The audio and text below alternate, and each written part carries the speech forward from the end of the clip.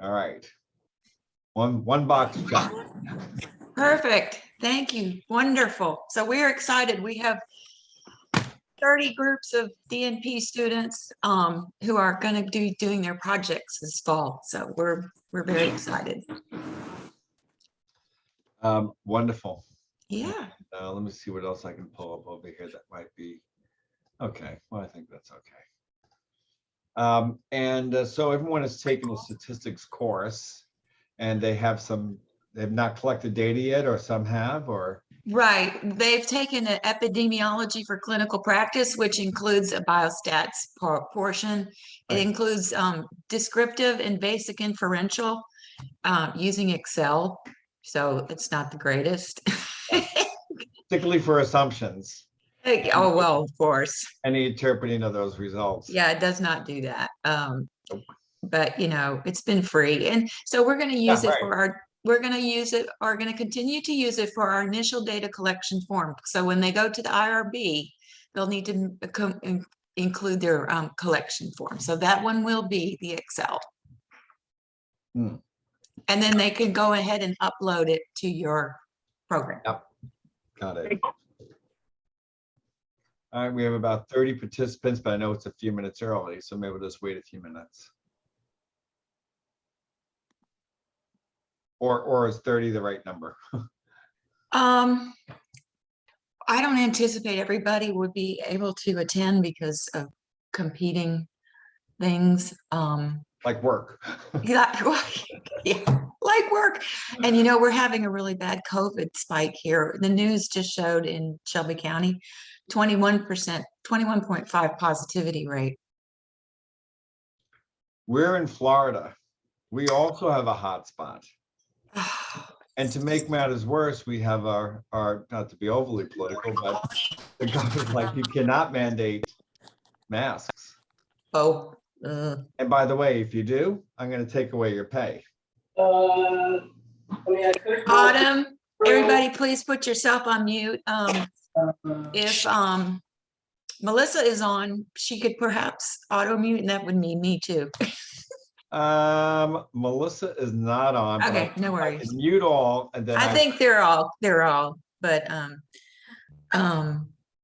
yeah. So anytime you want to start, just go ahead, and I'll keep quiet. Okay, so I will start from the basics, and first thing I'll do is get rid of me and share my screen, which is much more important. So welcome everyone. You know, we've really designed a program where students that are not going to become statisticians, which I'm sure most of you are not going to be, can actually execute on their research. So everyone can see my screen. And so let me just start off by saying that it's web-based. So as long as you have a browser, you're good to go. Not finicky on Macs. We update every couple of weeks in the middle of the night, and there's no updating to be had. Now, for your projects, before collecting data, there's a few support, and I'll identify support all the way through. But there's a few things that you want to pay attention to prior to collecting your data and you're writing your methodology. So one is a decision tree, which helps you figure out what statistics you want to use. The data analysis plan, which says, here are the assumptions of that statistic. And then the power analysis, which is, what's my sample size? And I'll talk about each of these. So I'll start with these kind of a priori business. So under the decision tree, you know, most decision trees are static in nature. Say, well, I want to predict an outcome, and here's my levels of measurement, here's the analysis. We have an interactive piece to it. So I want to predict an outcome that's scale. So I'll be doing a linear regression. So you can play around with that and let the tool drive you to the analysis to the right. Now, let me stop for a moment and say, everyone needs to know, in general, but also particularly for this program, levels of measurement. All right, so nominal is Latin for name only, it's groups. Republican, Democrat, green, male, female, just groups. Ordinal is ordered data. So like a horse race, horse comes in first, another second horse comes in second, 10 minutes later, the third horse comes in. All right, so they do not have equal intervals in between them, they're just ordered. And then the third type, which I'll discuss, is really the interval and ratio, where they're equally spaced, okay? And Likert scale items are typically, as long as you have 5 points, is typically considered interval level, or age, or most other numeric data is typically interval or ratio or continuous. I'll use those all synonymously. Okay, so we use the decision tree, but you need to know what the levels of measurement are. Okay, so now next we have, well, say you're doing, a regression or a t-test. All you do is select the test. Notice those scroll overs. So those scroll overs help confirm, oh gosh, yeah, I'm doing the right test, all right? So, hey gosh, I'm doing a pre-post quality improvement. It's a paired t-test. This is one way of phrasing questions or hypotheses, but most importantly is the assumptions of those tests. Those are referenced, and this is downloadable and editable in a Word document. Now, heads up, everything that we put here, you can use the tables straight up, you can use the figures straight up, but all of the text is all published with Turnitin. So we want you on the rigorous road, that is assumptions, and we want you to accurately interpret it, great, but you also have to put in your own voice. So when I say download this, great, put it into your own voice. All right. After we know what tests and the assumptions, the next part is the sample size. Now, sample sizes are determined. So let's just go to a paired t-test. So the sample size is for different effect sizes. Now, there's a theoretical and a practical aspect to this, all right? And I'll just use the independent t-test, for example. So the theoretical aspect of it is, hey, what effect size should I be using? Well, you need to look back in the literature and look at the variables and the tests used to determine that effect size. That's the theoretical way of getting to, hey, gosh, for an independent t-test, I need 128 folks. There's also a practical aspect to it. Hey, gosh, in COVID times, there's no way in God's earth I'm going to get 800 folks. All right. So there's a balance between the practicality and the theoretical determination of the sample size. And again, this document is downloadable and editable up in the upper right. Okay, that's the a priori story. Now there's also the meat of this thing is in the analysis part. I can get data in, everything starts with a project, and I can get data in 4 ways. Okay. The first way I can get data in is by uploading a data file from my desktop. And most things are in Excel, probably, or CSV, but if you have other data file formats, you can also upload that data via that format. Okay. You can also enter data manually into it. All right, so variable 1, variable 2.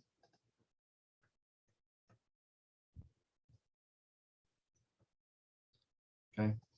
I can enter or paste data in there. They're going to make you validate those levels of measurement. Those are important. Now, these can be changed, okay? But if it's alphanumeric, it's going to default to nominal, and if it's a number, it's going to default to scale. Also, heads up that almost in every dialog box, there's a help menu and there's a video tutorial how to do that. So the video tutorials are how-to videos built right in when and where you need them. So that's a second way of getting data in. I can upload data or I can enter data. I can also share projects, and I'll speak a little bit more about this later, but if you and I are working on a project together, typically it's kind of antiquated. Like I create an email, I attach my data, I attach my Word document, I email it over, you open up the data, you open up the Word document, you make changes, you reattach it back and forth. This is like Google Docs. So when I share a file with you, That's real time. So if you make changes, it shows up on my side as well. So just to know that that's under the share feature, that's another way of getting data in. And you can see for these two folks here, we've shared data. I could just duplicate that project, okay? And I own that project now. Okay. Also, there are example data sets. And I would strongly suggest that if I know I'm going to be doing a logistic regression, hey gosh, find the regression here and run that analysis so you can get acclimated to what's the terms, what are the assumptions, what do the tables look like, and so forth. So that's just a good thing to try to do. And I'll just grab a data set. Levels of measurement, tutorials, help pages. So once my data and it moves directly into data management. Does anybody want to throw out a name of a outcome variable they're looking at? Or dependent variable that they're looking at? I can't hear you. Depression screening. Okay. So, and depression screening and so depression scores, and look at it by gender maybe, or pre and post gender, pre and post depression. Yes, sure. Okay. So let's just imagine, you know, we have a depression pre, depression post, and you did some social support, you know, intervention in the middle. So you can edit your data, as I just did here by changing the names. I can also change those levels of measurement and say, hey, gosh, you know what? Condition is really ordinal. So just go to ordinal, and then I can just scooch this up here, okay, in the proper order, pre, post, 6-week follow-up. I'm going to keep it in that same variable. And now that's an ordinal level variable. I could do other things like impute data. So if you have a depression scale of 10 items, but somebody missed one item, you don't want to throw out that whole observation. So you may want to impute that one item so you can retain that observation. Get rid of outliers. You can create composite scores. Like if I was having a, you know, depression total. Okay, I can just do a mean composite. Select them. It auto fills it. Hit submit.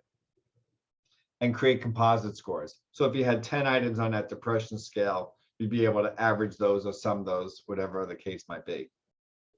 What if just regular, whether or not they were screened for depression? Yes or no? That's easy. You could have a yes and no. So that could be another variable. Gotcha. Okay. Sure.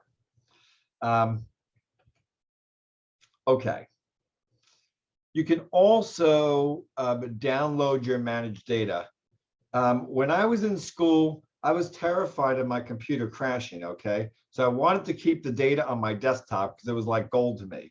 So you can download your managed data and keep it on your desktop as well. And you can see here, here's with our new depression variables. Okay, so that's under download data. There's various plots to be had. So there's 10 typical plots. I'll just exemplify a scatter plot. Again, you can see these helpful icons ensure that the right level of measurement is included in that selection. So I want to see depression pre to post, look at it by gender. Again, videos and help. Hit submit. Our plots are dynamic in nature. So you can scroll over and say, hey, gosh, maybe that female is an outlier, and look at that more carefully. I can drill in by different groups to kind of see what they look like. I have helpful statistics. Like if I have pre and post depression, I might want to know what's the correlation among these folks. Well, you can see the correlations here and the significance levels overall and for each of the groups. You can also change the titles, subtitles, and axes so it's print ready. And when it's print ready, I can then export it in numerous ways, including just add it to my analysis document. The real meat of this thing is under the analyses. It's driven by R, which is a little bit confusing and very syntax driven, but we've made things very simple here. It does everything. It does all the descriptives. It does all of the correlations. It does all of the t-tests. It does all of the ANOVAs and all of the MANOVAs. It does all of the regressions. It does chi-squares and the other non-parametrics. And then it does other advanced analyses like structural equation modeling and other kinds of sophisticated analyses. So to exemplify, I'll do simple stuff. So let's just run descriptives. Okay. Again, you can see that helpful scroll over is making sure that, okay, gosh, this is the analysis I want to conduct. So I'll conduct descriptives. All you do is put your variables in and hit confirm. I'm looking for descriptives on these, hit calculate. What the tool does is it separated out the nominal variables from the scale variables. It made an APA 7th edition table, so all of your formatting concerns are gone. No more messing around with tables. It's just automated, okay? Then there's an auto drafting feature built into the tool as well. So the tool knows, hey gosh, there's more males than females in the sample, and it starts to auto draft those findings. For the scale variables, okay, APA 7 table, there's defaults that we put in, but you can change, there's options to be had here. Let me show you that. So we select defaults, but there's other defaults to be had, okay? All right. So for the scale variables, means and standard deviations, again, nice, helpful scroll overs so you can understand what these things are in real time, as opposed to having to then Google and say, what does skewness mean? And then a little write-up around that. Now let's go ahead and see if there's differences from, did our intervention work of social support? Did it change depression? So that would be a t-test, a paired t-test. And all I do is put my variables in, depression pre, depression post. By the way, I should have mentioned, so again, everything is being recorded here. Don't worry about taking any notes. You can review the video later. Just try to get the idea of what we're doing here, right? We're selecting tests, we're putting the variables in, we're hitting calculate. So for each one of these tests, we've broken them up into several sections. One is an introduction, which is basically, here's the test, here are the variables of interest. Great. Then there are, for many of the tests, there's different assumptions associated with it. So it's teaching about assumptions. Instead of trying to figure out like, okay, what are the assumptions of a t-test? Where in the world is it in Excel? And then how do I click on it? We just say, gosh, there's a normality assumption. Get familiar with the language that Shapiro-Wilks is one way to assess that assumption. The tool then automatically runs it, then ensures that it's accurately interpreted. What does a Shapiro statistical significant Shapiro-Wilks indicate? That's bad, right? Okay, that means things are not normal. The data is not normal. Right, and we didn't really go over non-parametric statistics, but that's great that you're giving this overview and how it's going to automatically determine the normality of the distribution. So students may not know that there's alternate tests for. And I'm going to get into that in 2 seconds. So you're right in line with what I was thinking. So even though you haven't cut non-parametrics, well, let me just carry on for a second here. So after the assumptions, then the results are written up very simply. Hey, there was a difference from depression pre to depression post. Okay. And then you have the APA table here with helpful scroll overs, like what's the effect size?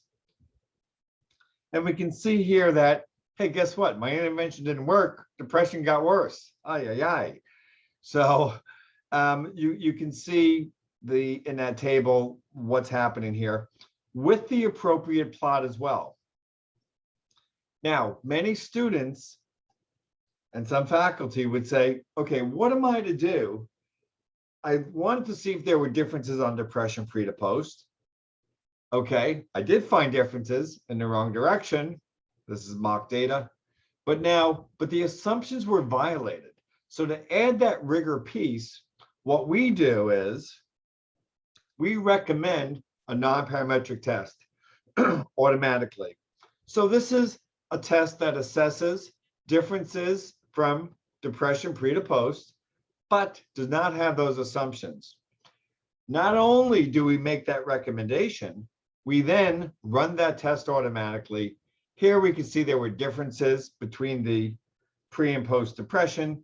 You can see the box plot. You can scroll over that to understand what that means. And then you can see one way of reporting those findings. Okay. All right. So let's assume that those are analyses. We're looking at depression. We then want to download that document. So you can go to download document here. When I was a kid, we used to have punch cards. I know it seems like I'm 100 years old, but we used to have punch cards, and the output was terrible. It was in this big paper, it was green and yellow, and it was the formatting was a mess, okay? And just frankly, a waste of time, but the technology was not there. Fortunately, technology is here. So everything gets downloaded to an editable Word document. And so now I can move right into that, putting it into my own voice. Here are my descriptives, APA tables, my plot, my t-test, assumptions. Can we keep the tables, Dr. Landis? Yes. So the tables are going to be perfect. And also the plots and the plots and the graphs. Okay. Correct. So those are going to be straight up, because no matter how you make it, it's going to look like that. And can you copy and paste it, or a PNG, and you make it colorful? What? So with these plots from the analyses, those plots are a picture, so you cannot make them colorful. We assume most people are going to be in grayscale. Okay. Okay. If you want colorful plots, you can make the plot under the plots function. And then when you have those plots, you can then change the color, for example. Okay. Okay. And say, okay, gosh, I want those to be red. Let me see how that works. We'll see if that, so you can change the colors in that way. And then you can export that to a PNG or to a Word document, or add it to the analyses. Okay. The plots that are auto-generated with the analysis are a picture, and in that output document is going to be a picture, but they're clean. Okay, so you can either make them in plots or use them straight up from how they're presented. So after our analyses, and you can see that you can run analyses very quickly. We've done anecdotal, running of tests in SPSS versus Intellectus. It's a magnitude faster, like 10 times faster. So by the time so that's a lot though, because if you're going to spend 20 minutes, it could be taking you, 200 minutes. All right, included in that output are APA style references. For all of those in-text citations, here are the references that are associated with it. Other support. For each of the tests that you conduct, we then provide a curated glossary for each one of those tests. So for example, we did descriptives. There's a glossary for descriptives. We did a t-test, and we did the Wilcoxon. So that's your document, and you can see it's generated very, very quickly and thoroughly. Okay. So we've talked about a priori things before you collect data. That is for your methodology and IRB. And we've talked about the analyses and plots and data management and some of the support therein. So there's a lot of other support built into the program. So we've talked about how-to videos that are built in, but you can also, from the website, you can look at those videos. How do I get started? Well, this is how I upload data, or this is how I enter data. Okay, gosh, I'm going to be running a correlation. Great. This is how I conduct a Pearson correlation. So those videos are very helpful. We also just recently added a reference manual. And in that reference manual, you can also search of different topics about how do you create a project, how do you manage the data, how do you create plots, and so forth. So you have the scrollovers, you have the videos, you have the manual. You also have help, and we have that through a knowledge center. So you can search it by different topics, or you can search on different terms. That's helpful. For faculty like yourself, we also have technical support. Faculty came to me and said, Jim, love the chi-squares, but we want to know the individual contribution of each cell to that grand chi-square. We have down to a science how to turn your request into raw output very, very quickly. So you can start a ticket and we'll get back to you. And by the way, I've never spoken to anyone who's ever asked anyone in Excel or SPSS for any change. So we have a powerful program, but even though we have 40,000 users, it's kind of boutique in that we really care about what you want and what you need and really respond to that. Okay. Project sharing. So I mentioned that it's kind of that Google-esque project sharing. And basically, it's really good if you're collaborating with each other or faculty, student. And again, I would just, duplicate a project. Okay, maybe call that original exercise. Okay.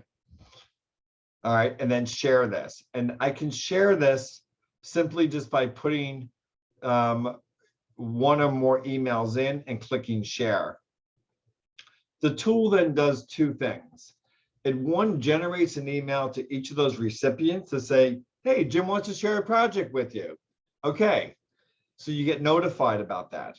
You also get notified in the notification pane for the recipients to accept or decline that project. That's one thing.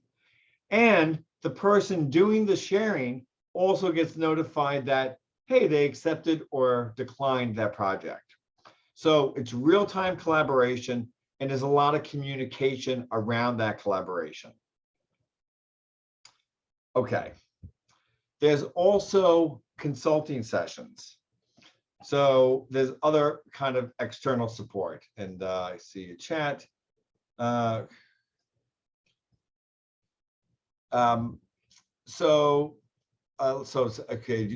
you create groups?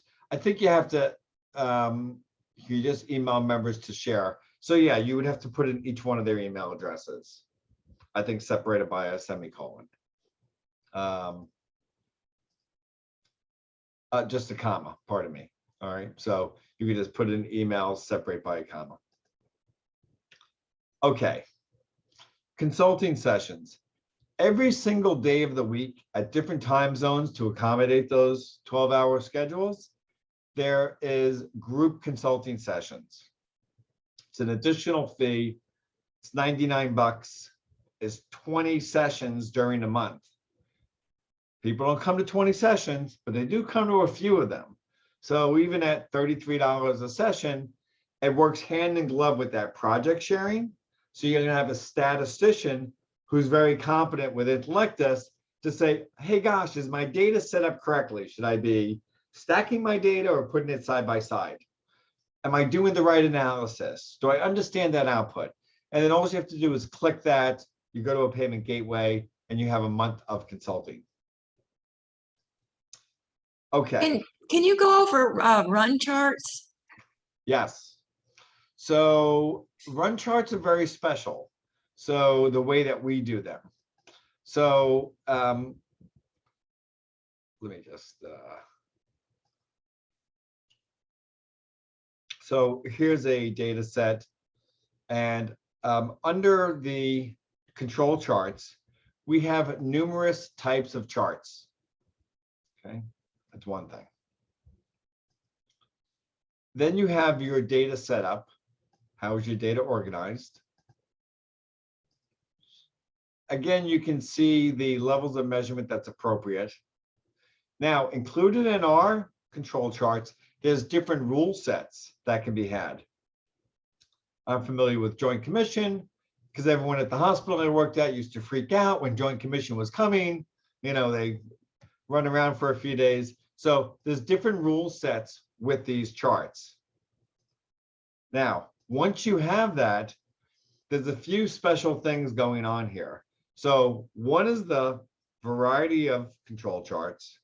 Second is the variety of rule sets.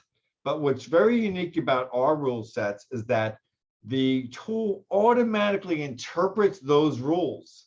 So if you have a large data set, you're not counting how many points are outside the upper control limit and so forth. So it goes through each of the rules with the conclusion. And that's pretty cool. All right. So it's interactive. You can scroll over the data points. You can probably get rid of lines or data if you like. All right. You have the interpretation. The same thing about changing the titles, subtitles, and axes. The same thing about exporting it in numerous ways, including adding it to the analysis document.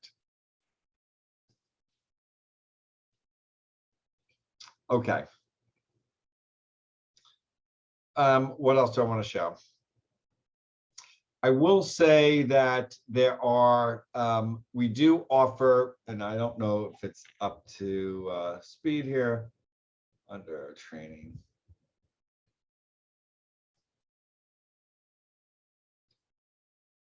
We do offer as well. So you have a user-friendly program, number one. You have videos and manuals, 2. You have consulting sessions, 3. But we also offer grand rounds where I can take any number of students and I'll work through each one of their projects together.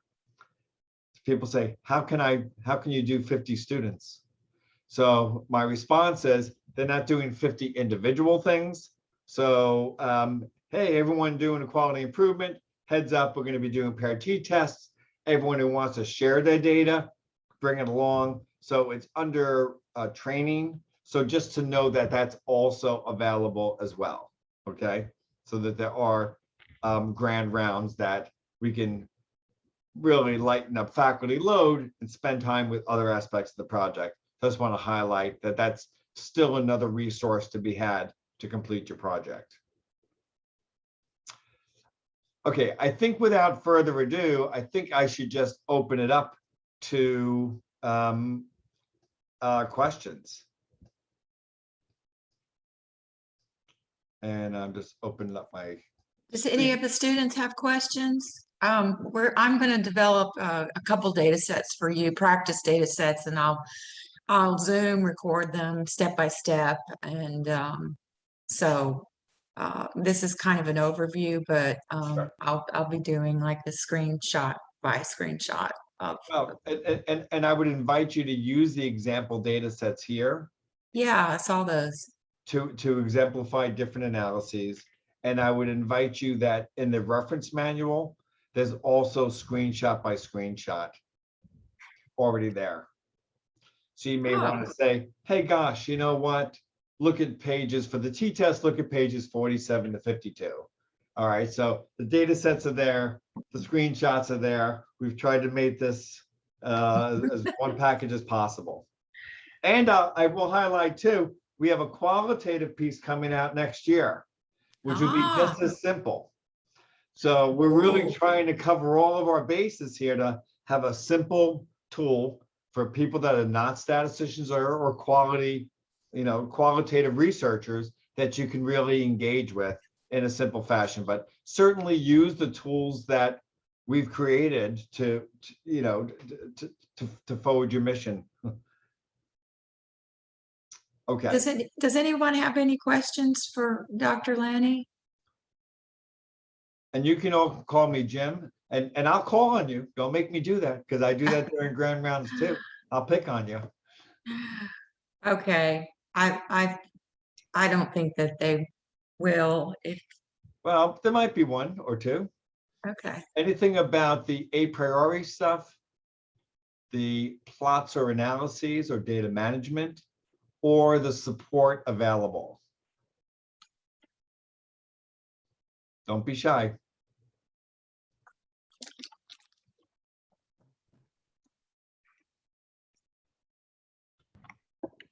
I do have a question. Are there any videos that, I mean, I know this is recorded, but any other videos that may just go briefly, what tab to click on to get to some information?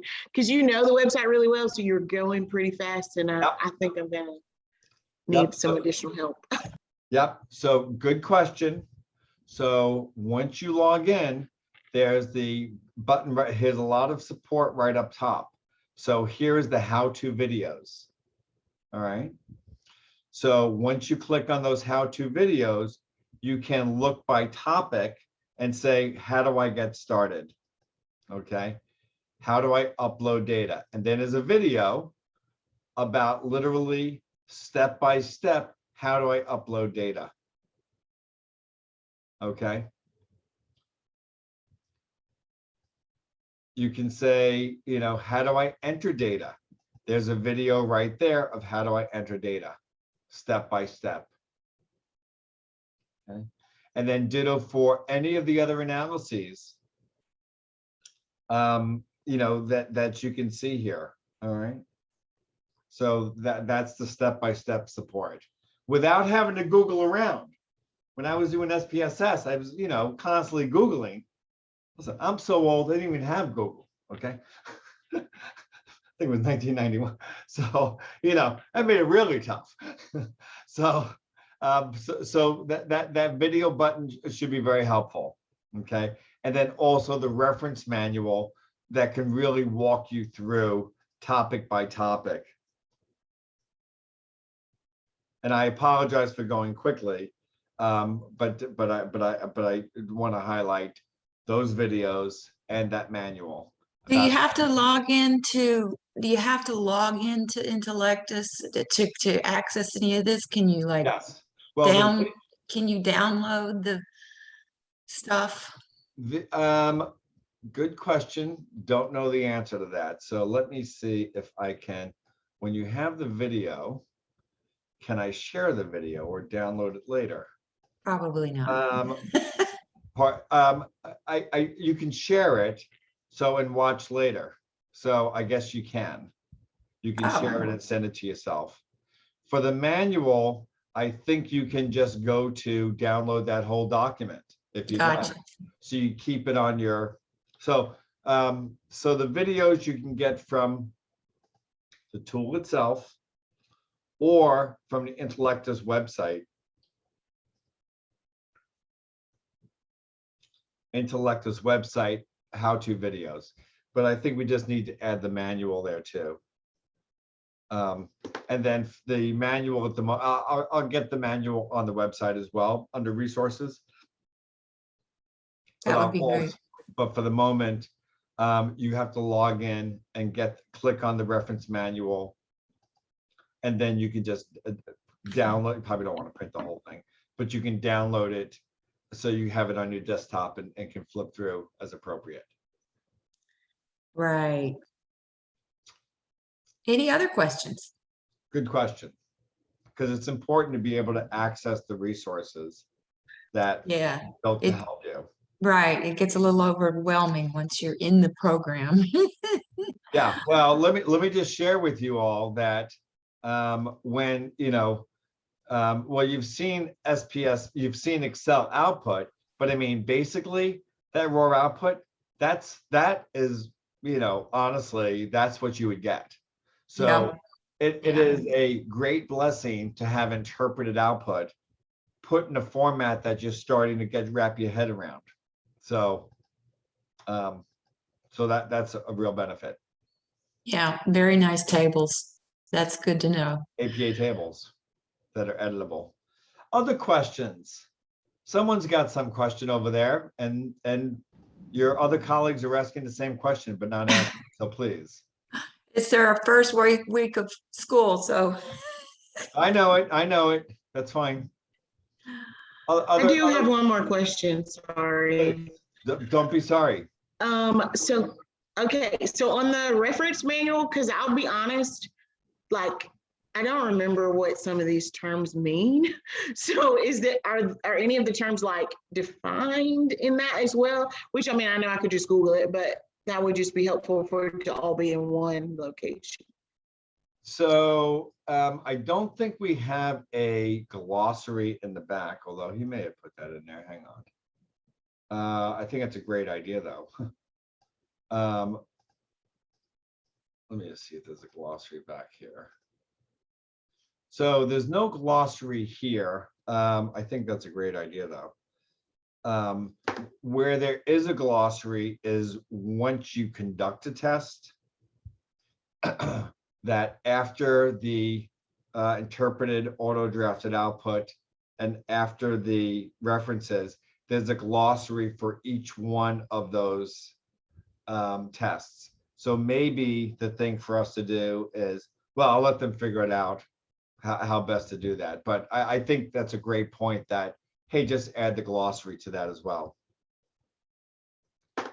So once you conduct the test, that glossary will be available with those terms and symbols. Good question and good suggestion.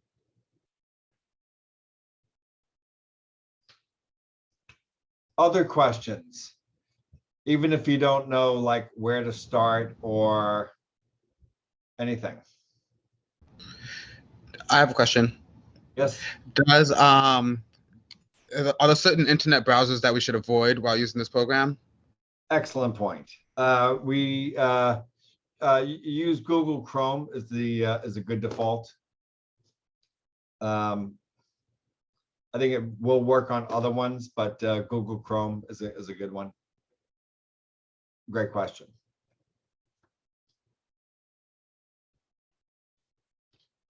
So they'll have 6 months access to this.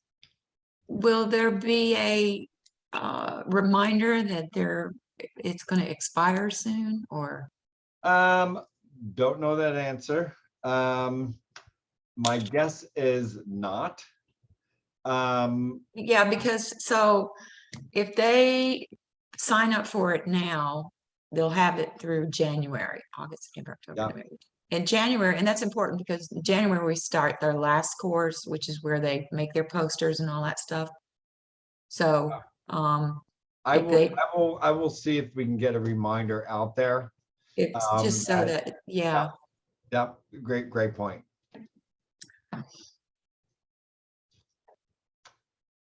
Other questions?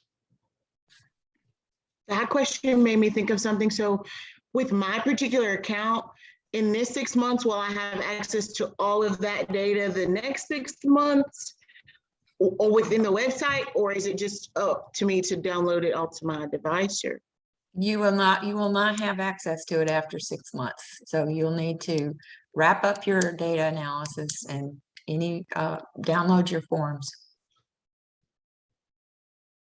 So that's right. So once during that 6 months, you can, of course, download that managed data. So you have that data. And then you can obviously download your plots onto your desktop, and then also download your document onto your desktop as well. And then should you have to revisit it in a few months, you'll have your data to upload and be good to go there.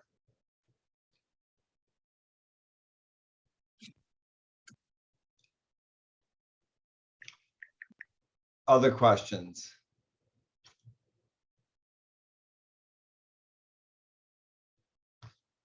Going once. Going twice. All right. Oh, yes, ho, there's one question. Yes, you are able to extend it on your own. And that's one of the beautiful things about this is because when you get into practice, you might want to, you may be doing some Yep. kind of QI and study. And, you know, after you graduate, you won't have access to things like SPSS. And so that's a great question. Other questions?